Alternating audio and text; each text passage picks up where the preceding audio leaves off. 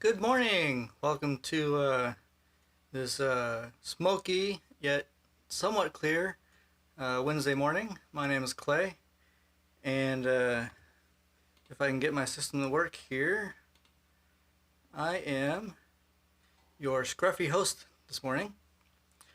Uh, so just kind of like the past couple weeks, I'm just gonna be sitting here doing a live chat, taking your questions.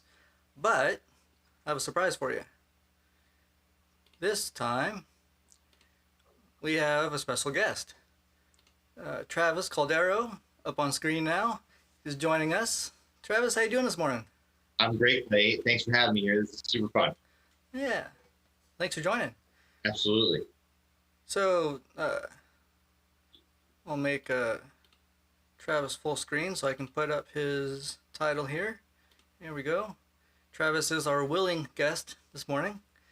Um, and yeah, so we're just kind of hanging out here, answering any questions you have. We'll talk about some our different setups.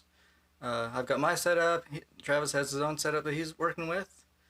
So yeah, just let us know in the chat what comments you have, what questions you have, and yeah.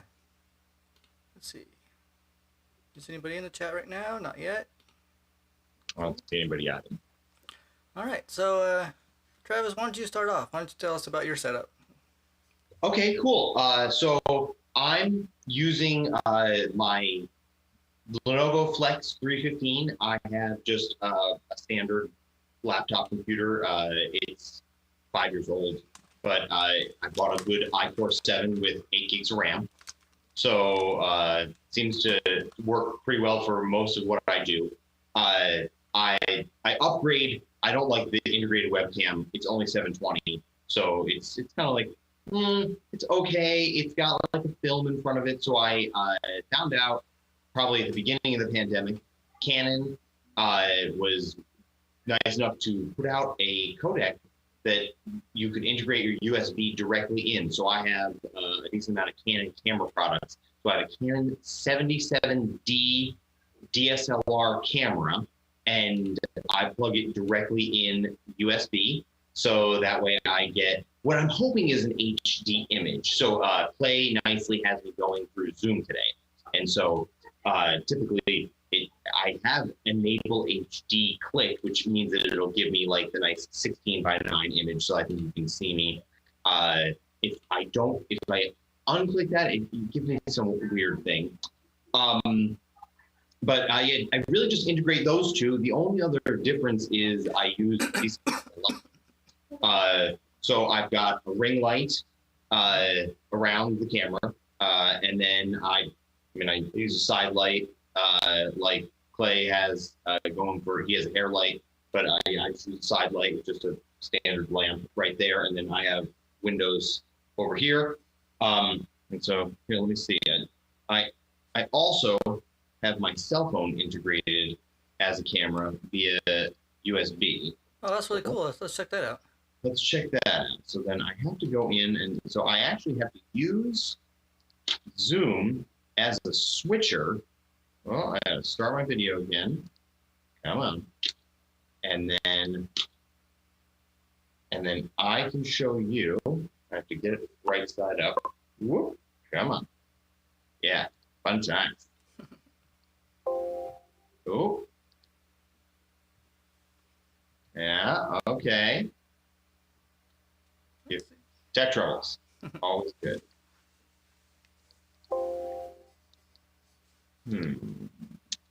Go back to my other camera for a second. Go back to this camera. Okay, I'm back. Let's see. So I have to use. I'm using my cell phone. I connected it USB. Okay. But then it has a tricky program, so I had to download DroidCam X. Now I can do it wirelessly, or I can do it via USB. But sometimes it doesn't like it. And so sometimes it's better wirelessly, sometimes not. Let's see if I can't get it to work. Okay, here we go. My video connection is lost, Clay. Well, I've still got your main camera. Right, interesting. Okay, so then now what I'm going to do is I'm going to try something different. Let's see if I can't do it wirelessly. Let's see what happens if I go wireless. Yeah, let's try it out. Okay, here we go. So, no, it's still weird. Okay, maybe I have to stop. This is all the interesting things that you run into when you're running multiple things at once, which is why you always test your setup. Oh, okay, here we go. Now it looks like it's going to work. I'm actually going to run it wirelessly. Yeah, there we go. There we go. Okay, cool. Okay, so I've got a ring light, which hopefully my phone exposes. And then I'll take you around and I'll show you. So I just kind of put it through the lens right through, and I'm zoomed in. I'm at 35 millimeters today. And then I've got them both on a tripod. Let's see if I can show it to you. So I've got a monopod and a tripod. So I mounted the ring light on the monopod, and then there's my other light, which of course never likes it. And then of course I can turn it around on me, and there I am. Nice. And yeah, so that was fun. So I do things like I also like to raise up the computer. I like to raise up the camera so that way it's at my actual height, my eye height. So it's like I put it right at my eyes. I lift up the laptop so it's kind of like right underneath. So for those people out there who are thinking about broadcasting from home, I always think that getting it on your eye line, like right here, so that way, one, I like the camera to be parallel. So it's like I want it to be literally parallel to the floor, but then I want it to be the lens to be parallel to my eyes. It creates a nice look. Is that something similar to what you're doing, Clay? Do you have your camera like kind of like level at your eye? Yeah, very similar. I have my camera, just because of the size of my tripod, is maybe a couple centimeter or two above my eye level. But yeah, like you said, that not only does it look good because you want to be straight on, just like you're looking someone else in the face in person, but you want to avoid the nose shot that your laptop will give you by default. We've all been on Zoom calls where you're talking to someone's nose, not their face, or you don't want the I'm gonna call it the emo look, where you got the camera coming down on your face from way up here. So kind of want to balance those out. Part of doing these live webinars or Zoom, it's trying to be a temporary replacement for in-person meetings. So you still want to try and get that real face-to-face interaction. Now, if you notice, I'm looking directly into the camera. I'm not looking down at my screen. I'm not looking down at my preview monitor. Now, I can't necessarily keep an eye on Travis to make sure he's behaving, but I'm looking at the camera and addressing you in the audience, just like Travis is. So having that makes also a big difference in just what you look like and your facial appearance. And because we speak a lot just by our face. And so it's different if I'm talking to you like this. This is boring. Or if I give you a nose shot, yeah, nobody wants to see that. Nobody wants to look at my nose, especially my nose. So, yeah, kind of different things we're talking about today is different tips and tricks and our different setups. I noticed that a lot of people on the news are using a setup like this. And one of the things that you and I were working on was sending things via at-home, like, I don't know, we call them the at-home presenter kit. And I'm guessing they're sending some of those things out. So one of the things that I remember is one of the first times they did this was in the NFL draft. Clay, do you remember when they did the NFL draft? I remember when they did it. I don't follow sports, so unfortunately I did not watch it. I don't really follow sports either, but the only reason I watched was because they were going to do it remote, and I was like, okay, how are they going to do this? They sent people an iPhone, and I'm not even sure if they sent them like a ring light like I have. Right. And it came out really nice. I keep wondering what the difference is between one company's at-home presenter kit versus another company's at-home presenter kit. And when I watch the news or when I watch, I mean, really, like I watch Good Day Sac. Do you watch Good Day Sacramento playing? Once in a while, yeah. So they have like remote guests, and I mean sometimes they have someone just clearly on a webcam of some kind. But I keep thinking that people are either using their iPhones or using their Android phones like me. But then I know there's a lot of good like other webcams out there that really do a great job. Yeah. I don't know. Let's kind of. What other things do you know about those kind of presenter kits?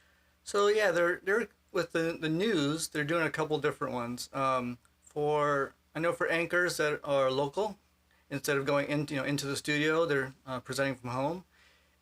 For those instances, they're doing something similar to what I'm doing, just because they have the equipment handy, and that is having a central camera, most likely plugged into a capture card into a laptop, and then they're using Skype. So, Well, that's good. yeah. So Do you think they're using a smaller prosumer camera like yours, or do you think they're sending them something a little more robust like a Panasonic? I think for the local anchors, they're using their regular studio kits that they used in their OB trucks. OB truck is an outside broadcast. That's the trucks, the vans you see around with the microwave antenna on top. So they're probably using a lot of those when they're doing interviews from for the stories from people who are remote. I'm sure those are mostly just laptop cameras. Yeah, I do see people use laptop cameras, and you can tell who's got a good one, who's got a bad one. Yeah. Well, and you can have all the best camera, best webcam, most expensive, high end, but if your lighting is bad, and maybe that's how we, like my segue there, we can talk into lighting. Yeah. Lighting can be really tricky. I mean, I think what I'm using right now is a little low power. At the very beginning of the pandemic, Christiane Amanpour put out a Instagram post about what her home setup looked like. Man, they were giant shoot-through boxes. I mean, you couldn't even fit it in my frame right now. It would easily fill the frame, and she had two of them, one on either side of the camera, which was very impressive. So it was like, that was a lot of lighting. But then they had a backlight for her. She sat probably, looked like at least 5 feet away from her bookshelf. And then they had a floor light that shot up on the books. So she had a front, a key, a back, and I believe she had even just a low one because they lit the bottom of her neck. But of course, that's the news and not necessarily, I mean, if you were doing dramatic lighting. So I suppose okay, you can decide how you're lighting. And then I'm using a lot of light. Like, I mean, my background right now is relatively bright. I chose a plain light wall. And I mean, the light coming from my window to my left, your right, it's a really big window coming through. The light bulb over here, which is why this side of my face looks a little dark, is a little low, but this morning my other light just wouldn't work. But yeah, you could add thousands of watts of light. And now, Clay, you're using LEDs mostly? Yeah, so mostly, just about all of my light here is a LED. And actually, I'll switch to another camera and kind of go over my setup here. So. I think we need to switch to you on the screen, or are we on delay? Oh, there you go. Perfect. Okay, so we'll start with lighting with my setup here. So my two front lights are just a little thin LED. It's actually a cosmetic light.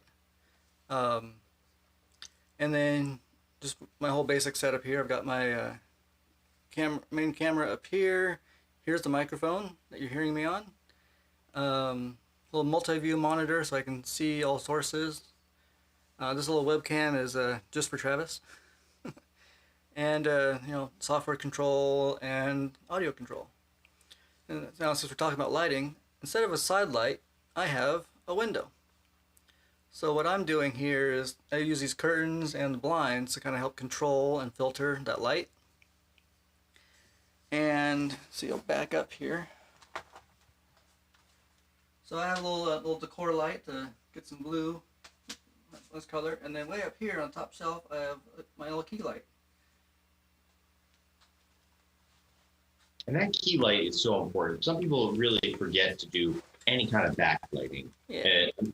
If you don't have that backlighting, there's no way it separates you from the background. Exactly. People think, oh, okay, I'm just going to put one thing in front of me, and it doesn't work. And Clay, your makeup lights look great. I mean, they really shine you correctly. But Yeah. if you didn't have the light above your head, which of course you can't see at all in your shot, Exactly. it Makes a big difference. So key light, just in terminology, is called a key light, also known as a hair light. So it's actually giving my little highlight in my hair here. Don't ignore the gray. And it's also giving me a little shoulder light on the back here. So now let's play around with some lighting here. And you know what? I just realized you couldn't see anything I just did. So all right, that's what happens when I'm trying to explain and not paying attention. Okay, so key light. Redo my arm gestures here. So that's the hair light on the top here, and then it's giving me some shoulder light. So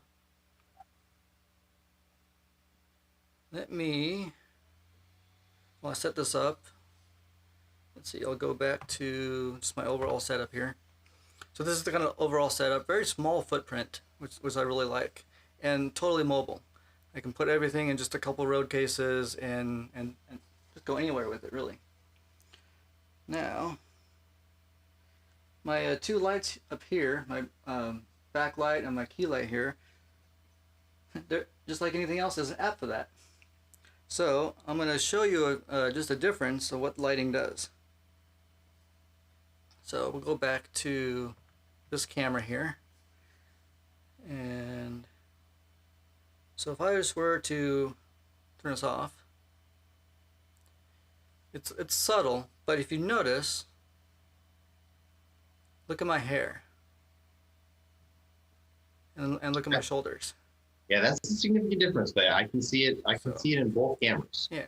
So not only does it help with just shining you, it helps with the depth.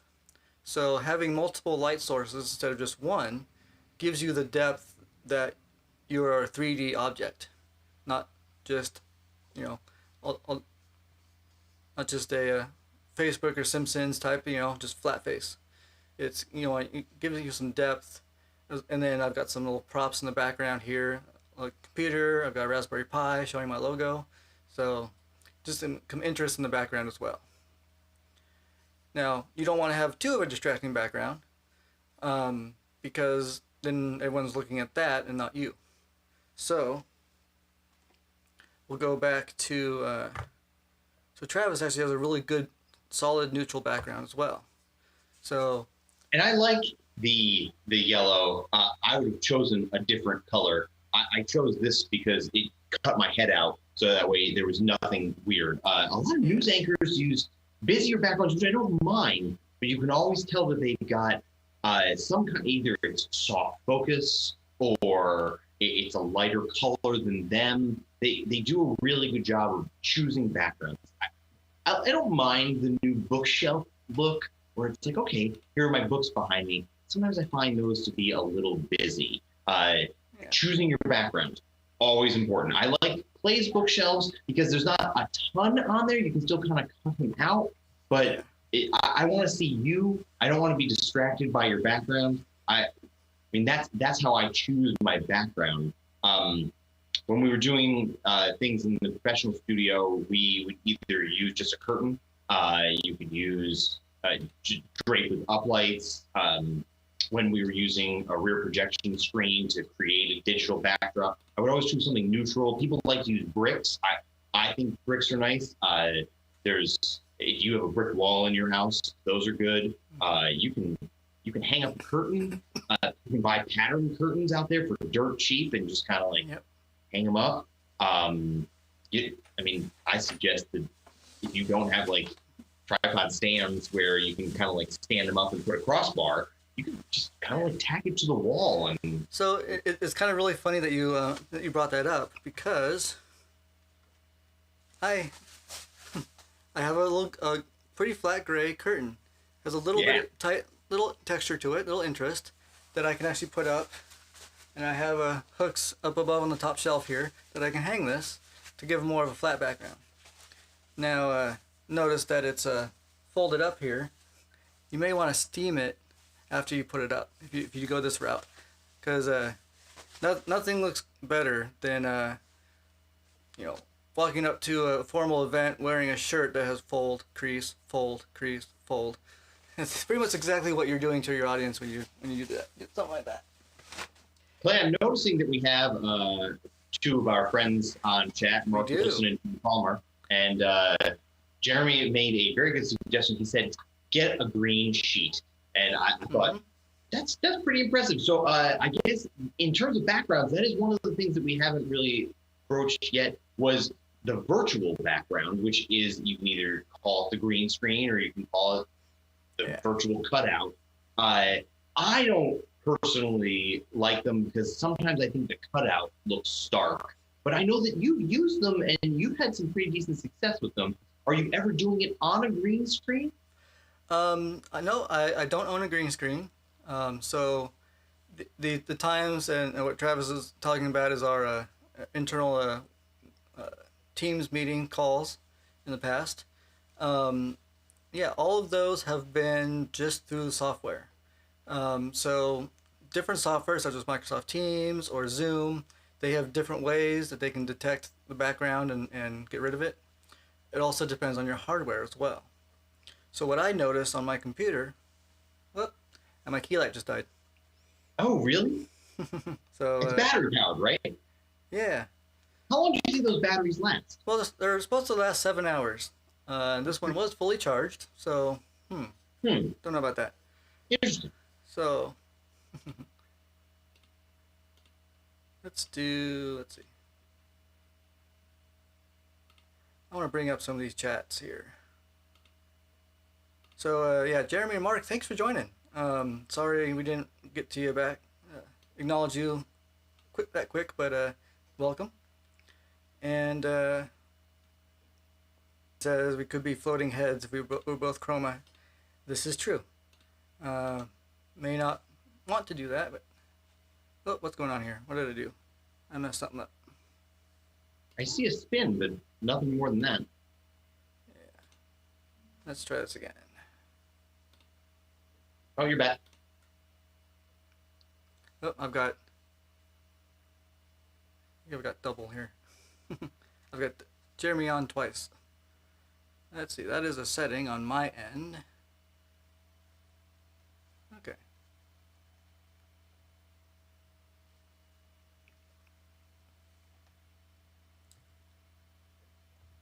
Okay. I'm just getting all confused with my system here. So, my apologies. And let's see. Jeremy says it's pretty normal not being acknowledged. Jeremy. Thanks, Jeremy.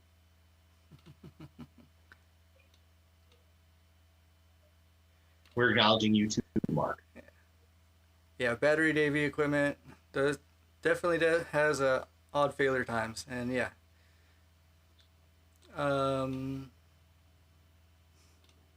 That is one of the reasons why I plugged in my camera too. I know you have your physical cameras plugged in. They run on batteries, but if you run them on batteries, then you risk the chance of that battery dying unexpectedly. You never kind of know when a battery's going to drain faster. Exactly.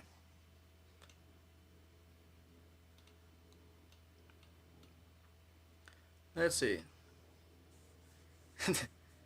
Yeah. So Mark said that if we do chroma, I can't wear this polo. This is true.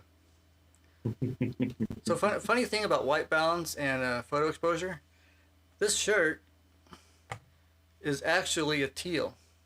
My main camera here is the exposure and white balance is slightly off to where it looks more green, but I am willing to bet that if I had a green screen, I would blend in. Canons have a way of white balancing for your face, and that is Canon really will get you to look like you, but then it really will change the color of your clothes. It's odd. I've seen it happen in many a photograph.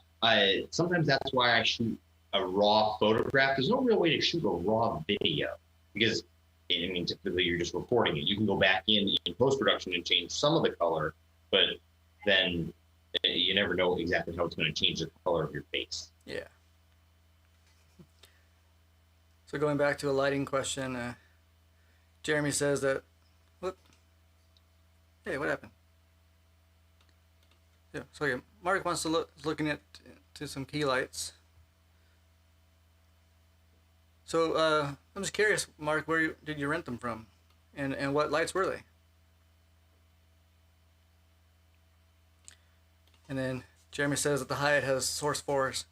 Yeah, for a live streaming from home, I don't think a Source 4 would be a good idea. But, the other thing about maybe that's just me. Source 4s heat up. People who don't know about how if you had an LED Source 4, maybe, but and Source 4 PAR, Source 4 Lycos, those one take a lot of energy, yeah, and two, they're just hot. And with new LEDs, you can dim them, except for, and I think this is something that most people don't know, is LEDs are not on all the time. They're technically a pulse.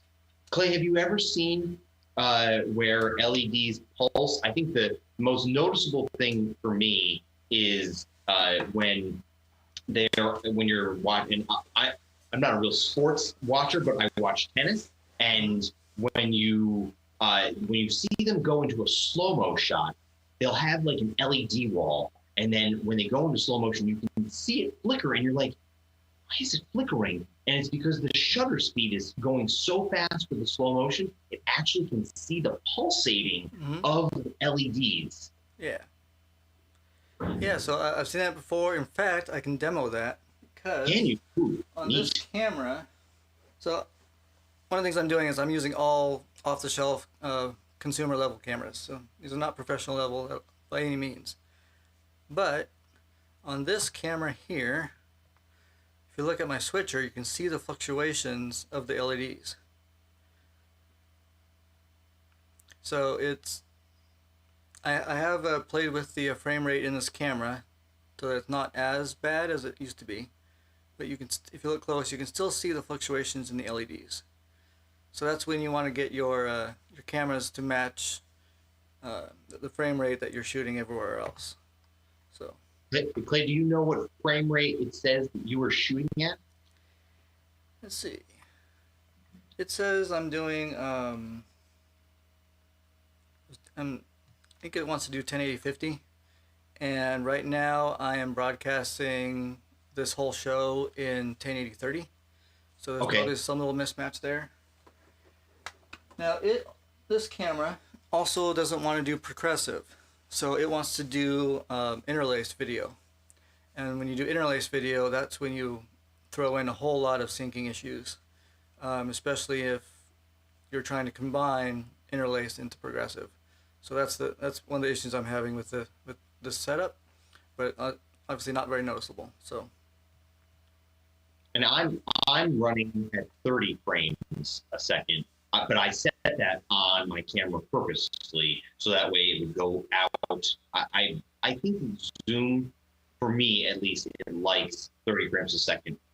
If you jump to 1080 60p, which my camera can do, it actually takes my shutter speed to 1/60th of a second, making it that much darker. So sometimes there's just a choice. Like, okay, do I want to do a 60? Do I want to do a 30? If you're in a lower light condition, especially indoors, I just choose the 30 so that way I can get a better exposure. The left side of my face is a little light, but if I change to 1/60th, it gets pretty dark, and then I can't open up my f-stops bright enough so that way you can actually get a good shot. I'd have to turn up my ISO or gain, and then it would get grainy. And so it depends. Right. It really depends on how you want it to look. And I mean, you can develop a look, but yeah, for simple at-home broadcasting, especially if you're just doing some kind of web call, I always think 30 frames a second is more than acceptable. Yeah. You know, when you're doing a live broadcast just like this, we're doing on YouTube. Let's see. Get back to here.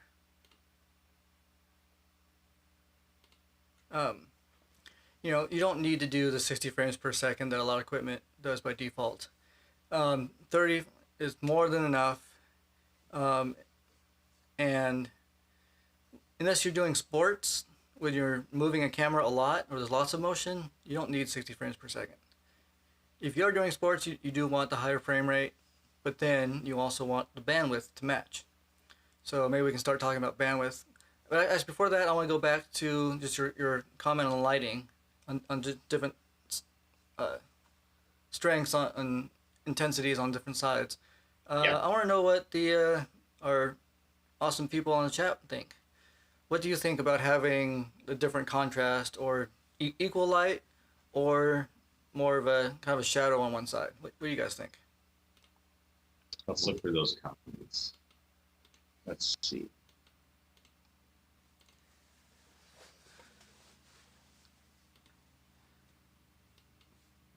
Must have fallen asleep.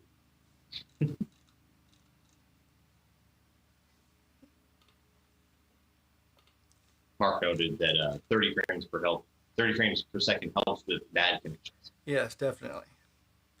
So when so like I said, I'm broadcasting at 1080 30 to YouTube right now, and if I wanted to do 60, which I could, I would need almost double the band. Not quite double, but maybe 1.5 times the bandwidth that would take up. And then just we can kind of go into the bandwidth conversation here. Right now, you know, home connections don't always have the strongest upload speeds, and that's what you really want to look for. Download, it really doesn't matter when you're live streaming. You want to look at upload. Both Travis and I have about a 10 megabit upload connections.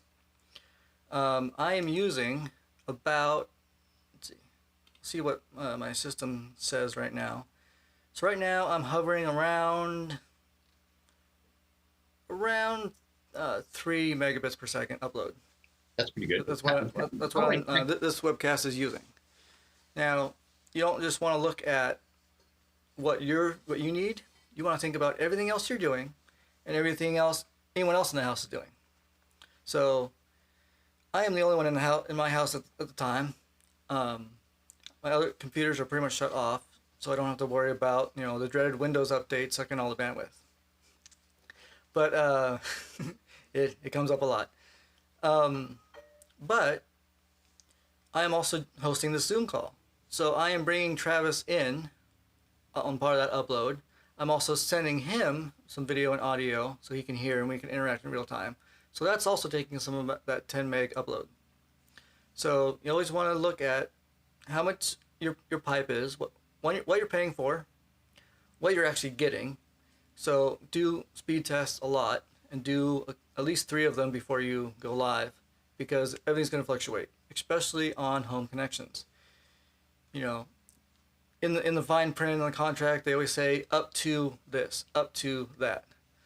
Well, the reason they're doing that is because you're on a home connection, which is cheaper, and it's cheaper because you're actually sharing that bandwidth with your neighbors. So you're sharing a connection. Now they're pseudo dedicating you at 10 megs, but if your neighbor is also at home live streaming, that can possibly have a negative impact on you. And actually you can have a negative impact on each other. Now a lot of ISPs, I'm on Wave broadband, shout out to Wave, they're not going to watch this anyway, but you know, they have been thinking towards the future, just like I'm sure many ISPs have been. But when COVID hit, obviously they were hit hard because overnight all their customers were at home using the bandwidth during the day, when previously bandwidth during the day was the lowest. What my ISP has done in the past is they've doubled their network and only sold it at half capacity. So they've always had that built-in buffer.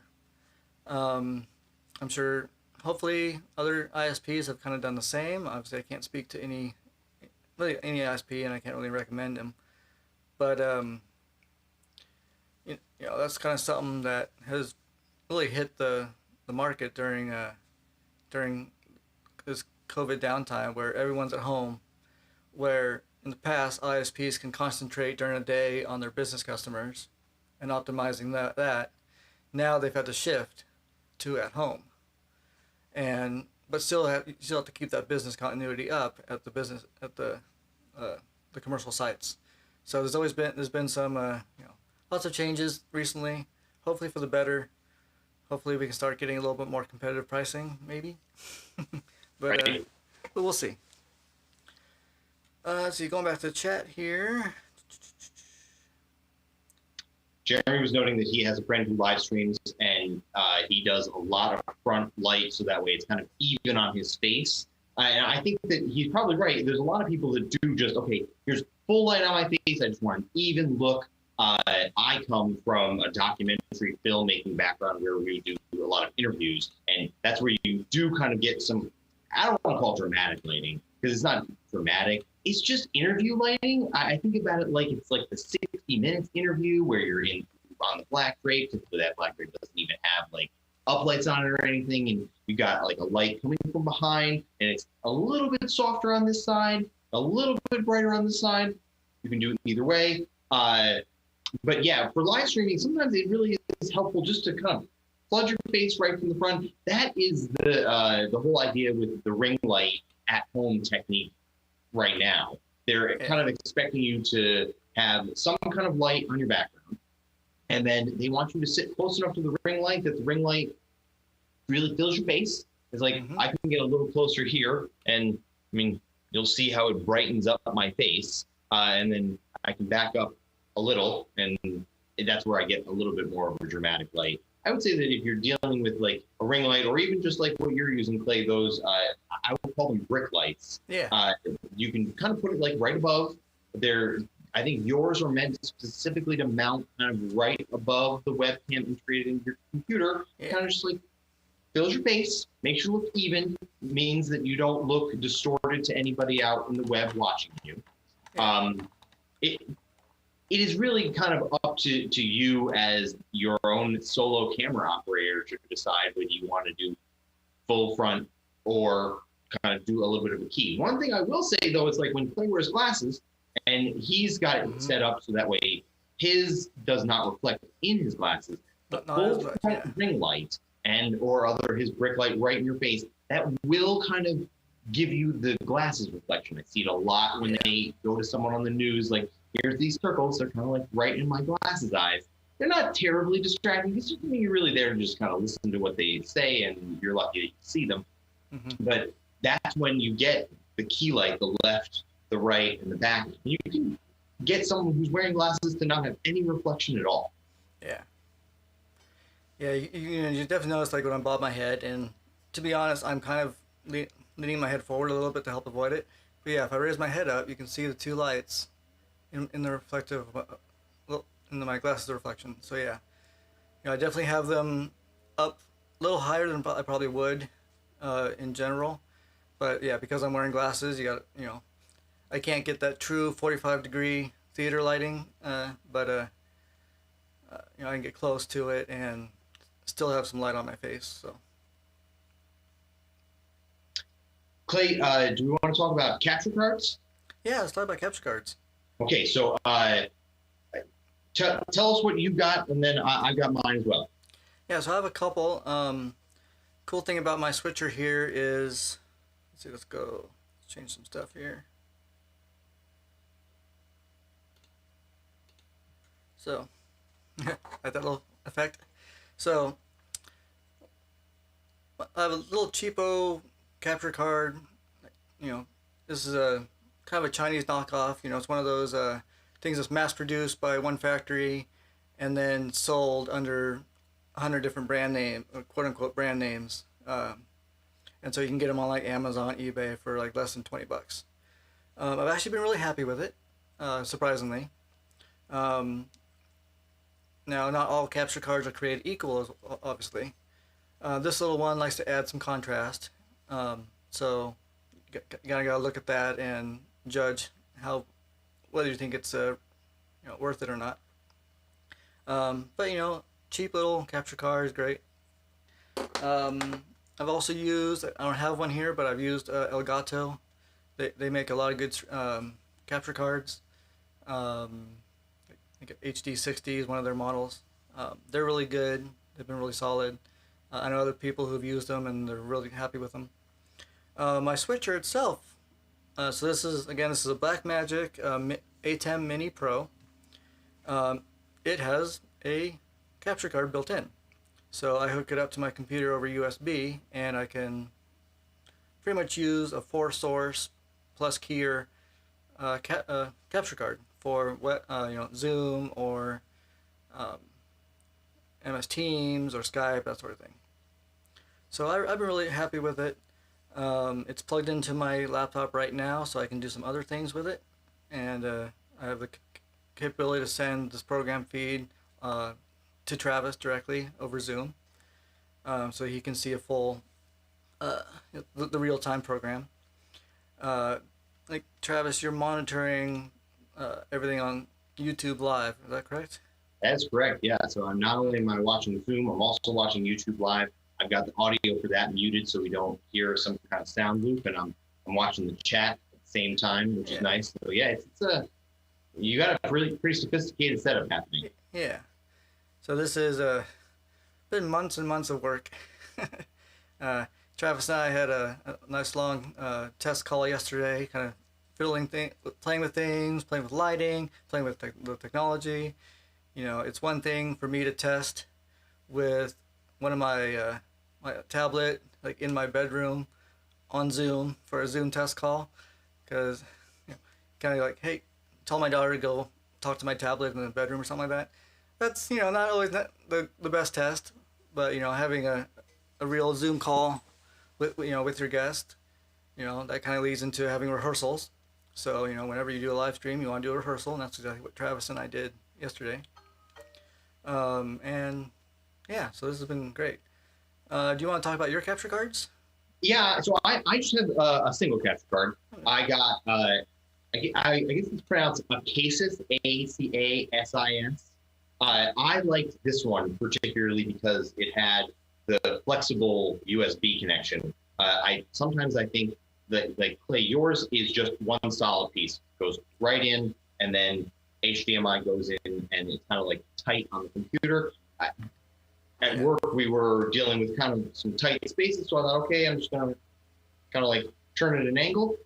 This one came with some pretty specific information about it. It said it was only going to do 30 frames a second and at 1080p. Now, that didn't mean that it would just take the 1080p source, but it would even take my 60 frames a second source. But I'm assuming what it did was somehow in whatever small microchip is inside of this, converted it into 30 frames a second and sent it out. Actually, a really nice product. I found that it really didn't compress much. There was one thing that was changed a bit. The Canon camera itself would not do an HDMI clear. And so if you haven't heard of this as a term yet, HDMI clear is so that way you can plug into an HDMI source output from your camera and go without hitting record out to a capture card. So you come HDMI out, and I had to use a mini HDMI to HDMI adapter. Then I would put an HDMI port in between. Then it would go into this and then convert to USB.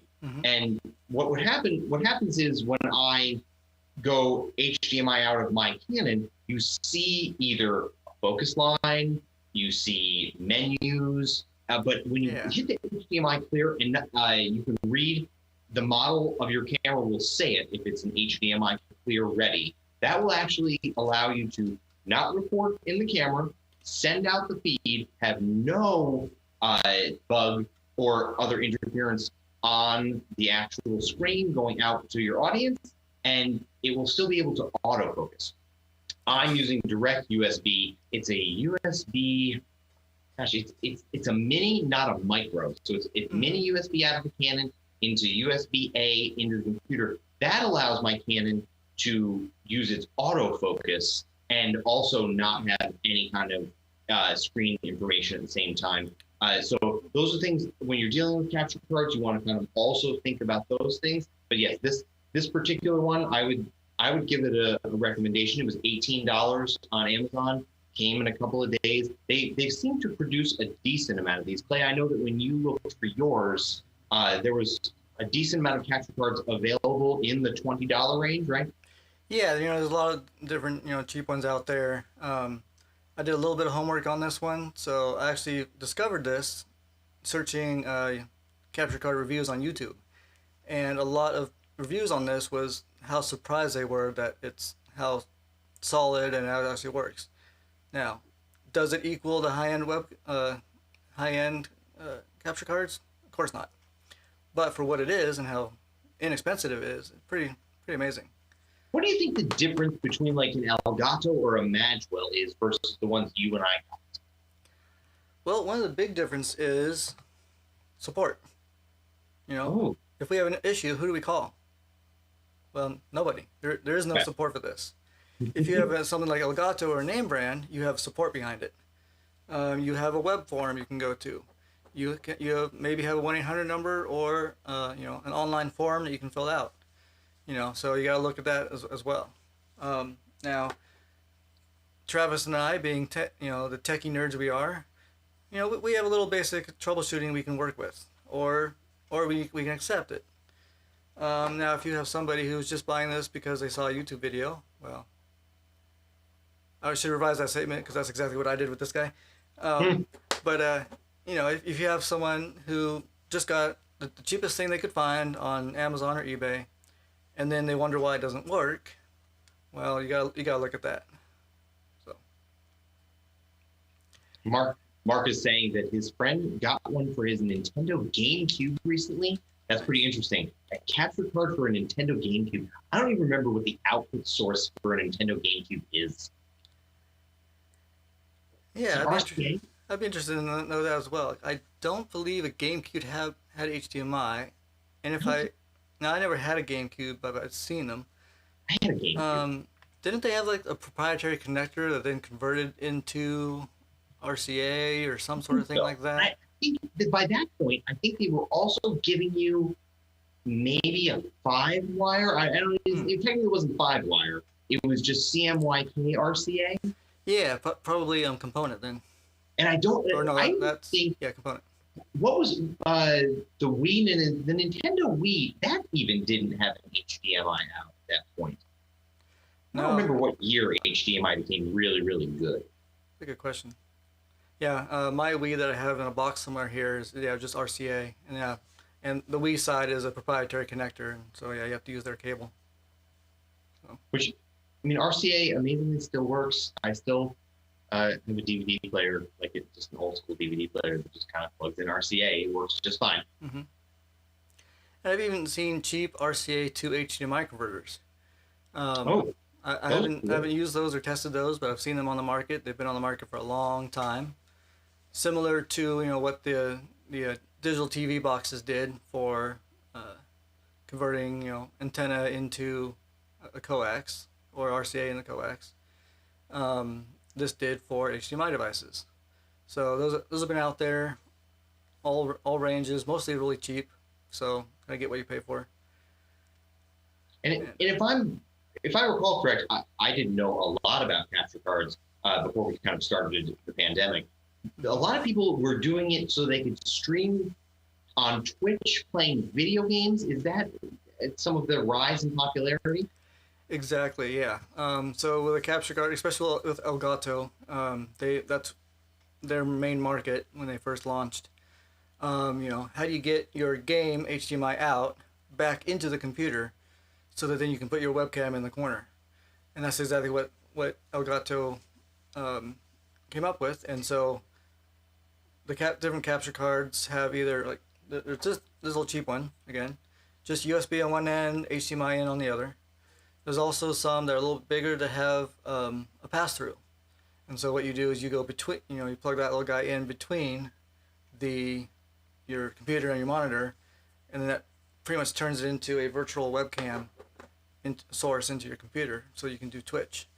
And then, the higher end ones are very low latency, because as a gamer, you don't want to introduce latency into what you're actually doing.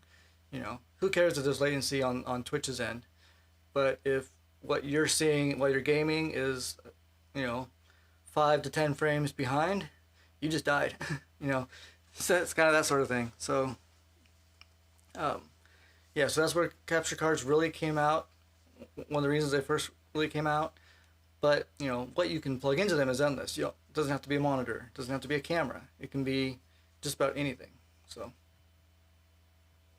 And I don't know that you can change an HDMI port on anything to be an input device. I think that is something that you can't even hack. I've never even seen like a computer program that you could write that would make the HDMI in. No, exactly. You can't. Yeah, I can't do that. That's people think can I just update some software or update some firmware? Well, no, that's a hardware issue. Your hardware is not going to do it. So yeah, exactly. And just from my IT side, everyone sees a USB connection on a device and thinks it can do anything. Well, just because my desktop computer has a USB-C on the front of it doesn't mean I can plug in a USB-C to HDMI adapter. That bus doesn't have video, so it's only for data. So you got to look at, just because USB-C is like the standard connection across almost any device these days, doesn't mean that the hardware can support what you want to do. So you always got to look at what does your hardware support? Does it support what you want it to do? There's USB-C protocol versus Thunderbolt protocol, which happens to use a USB-C connection. So you always got to look at, what you want to do, whether your current setup can support it. If not, find something else, type of thing.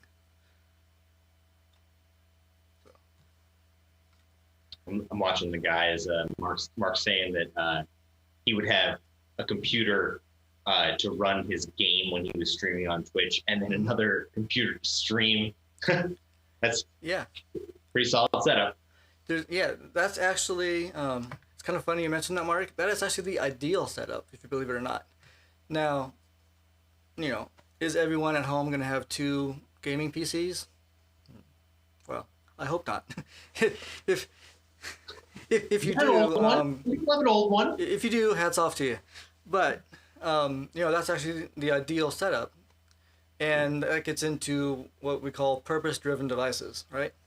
So you have a gaming PC that just does gaming, and you have a streaming PC that just does the streaming. And that way, things don't bog each other down. So, my main computer here is running, it's running Zoom, so Travis and I can talk. It's also running the graphics software, so I can do lower thirds and all the graphics and all that sort of stuff. And I'm also doing the software interface to my switcher, so I can do the cool, do the cool things like slide Travis over like that. And just as far as the hardware switcher here, I am using today every single feature this thing has. It has 2 keys, upstream keyer, downstream keyer. The downstream is what's doing the bug here. Oh, get my hand right. This little bug and then the one on Travis's side there. And then my upstream keyer is Travis. Get my directions here. So now one of the downsides to this, and even though you guys, no one really noticed this until, but once I mention it, you're not gonna unsee it. I can't put up your live chat comments with Travis here. I have to move Travis out of the way, and that's just a feature of it's the same key layer on this device doing both jobs. So I have to now I've been working with this switcher for months. I've had this one since April. I had its baby brother in November, so I've been playing with it a lot. If I were to just change some settings right now and try and move Travis over and then bring up the live chat comments, that would not be very seamless. It would be clunky. You'd see me pressing buttons. It would take me a few seconds. Travis may jerk around sometimes, his image, not just him. Uh, but one of the cool things about this switcher, it has macros. So I can record steps.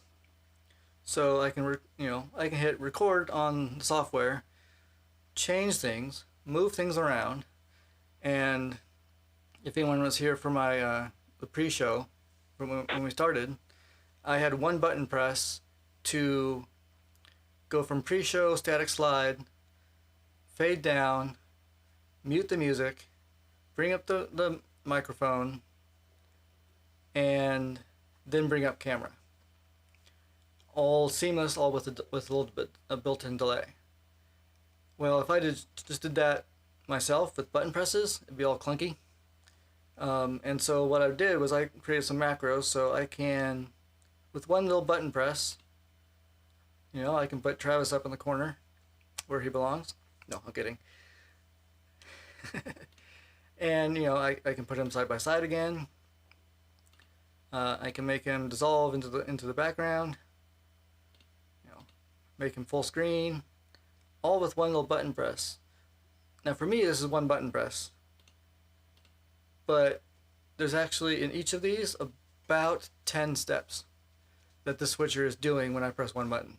So, be comfortable with your, and that was a really long-winded way of saying be comfortable with your gear and know what it can do and be comfortable with the features that you want to use. So, just like anything, and our two main guests here on the stream know all about that. And, but yeah.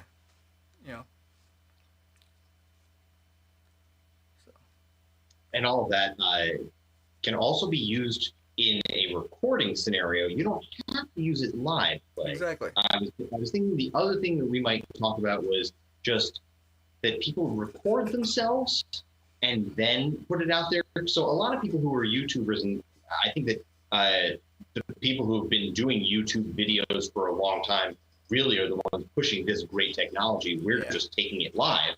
They've taken some of those computer programming abilities and they've done it so that way they can talk to the camera, but also hit a button where you're not seeing it and it does something, and they rehearse those kind of things. And It's pretty impressive. Of course, if you're not doing that, and if you're kind of doing live TV, I don't know how much of our audience has seen what a live TV broadcast looks like. It's a lot of people in a room with a lot of monitors and very large switchers. It's amazing how much effort it takes to make live television go correctly. There's someone controlling the graphics. There's someone controlling the video playback. There's someone controlling the audio playback. There's someone controlling what the bug does. I mean, there's camera operators, and they're all connected with headphones where they can talk to each other. I mean, the ability for us to even just do this right now, just me talk to Clay, Clay talk to me, him to go out on YouTube live with both of us, it's amazing. It's just him doing that. Yeah. I mean, I'm alone. I just had to turn on the camera and talk to Clay. Clay is making what essentially is a TV level broadcast happen alone. Impressive. Yeah, well, thank you. Yeah, I mean, definitely been working with this equipment, kind of inventing it, learning as I go. But yeah, that's that's kind of what I did. Is I created a little, very mobile TV studio. Just like we're doing now, I can bring in remote guests. If I had multiple people here, I could have multiple cameras. And yeah, so, just having the equipment handy, and yeah, just knowing how it works and playing with it. This is not only just, is this really cool that we can do this today, but, we're also learning too. Travis and I spent, like I said, spent an hour yesterday doing a rehearsal, learning. And this isn't just one button press and you're live. There's some setup. Um, you know, when on those TV news interviews, you know, there's also other people you don't see. So, like in this instance, I have uh, Travis full screen in Zoom. Well, right now in this Zoom call, it's only Travis and I. In reality, on those TV calls, there's at least two other people that you don't see. Easy. There's the person interviewing, there's the guests, and then there's some staff who are monitoring, making sure the audio is still working. They can interject and type in the chat on if anyone's having issues, or hey, we go live in 10 seconds, or hey, can you close your door, your daughter just walked in and is dancing in the background, type of thing. We've all seen that BBC interview. Yes, that is the best. So I don't have that luckily here today because I'm alone in the house, but my daughter has been watching me do this all as well, and she wants to come in and press buttons. She's come in, she's switched for me, just kind of playing things. I have everything backed up in the switcher, so I can hit one button to recall and undo what she just did. So always have a show backup. But not only is it great just to she doesn't necessarily understand what's going on, but I can kind of explain it, and in me explaining it, also understand it as well. So there's what's called a rubber duck method for learning, and it's if you're having a problem trying to troubleshoot something, try explaining it explain your problem to a rubber duck, and if you can, such as like my little rubber duck up here, explain it to a rubber duck. In that, your brain will also take what you're saying and help try and understand it, almost like a different point of view. So, you can kind of use that to help troubleshoot and, just different technology, just anything. Doesn't have to be technology, how to fix your lawnmower type of thing. Well, why do I have 3 extra bolts? These should probably go somewhere, right? Yeah. Explain your problem to a rubber duck. Let's bring Travis back up here. Here we go. So, all right. This has been super, man. I really loved joining you today to talk this tech. It's something that is obviously going to stick around. People were already doing it. They're going to do it even more in the future. And I think it's great that you host these for other people to learn more. Yeah. So I do this, trying to do this every Wednesday, kind of webcast Wednesday. And, this is the first time I've had a guest. So Travis, thank you for joining. Anyone else wants to join sometime, we can just chat. But yeah, I try and do this every Wednesday, somewhere around 10, 11 o'clock. And mostly it's just me sitting here answering questions. So if you have any questions, you want to troubleshoot, whether it's webcasting technology, Zoom meeting technology, any IT questions you have for me, let me know, and I'll kind of start doing this.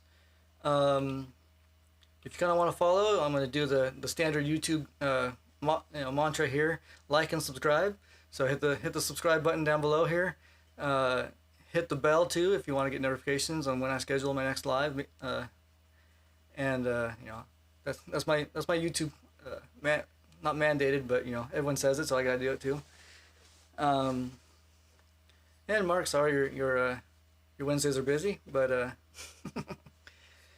and then also my schedule's really open too. So if there's a day or time that works better for like the mass, then I can move things around too. Yeah, so we're just about over an hour here. I think we're gonna kind of wrap things up. But yeah, Travis, anything else you want to mention before we go? I think the next time we should talk about audio. Yeah, definitely. All right, well, this has been fun. Yeah, for you, those who have joined this live, thank you for joining us live. For anyone watching this after the fact, thanks for coming and viewing. Hopefully you've learned something. Hopefully you've at least been entertained by Travis and I knocking heads together. So yeah, this has been great. Thank you for joining. I'm gonna hit, like I said, one button to end the show here, and oh, yep, yeah. I do one other step. Okay, all right, that's it. Thank you.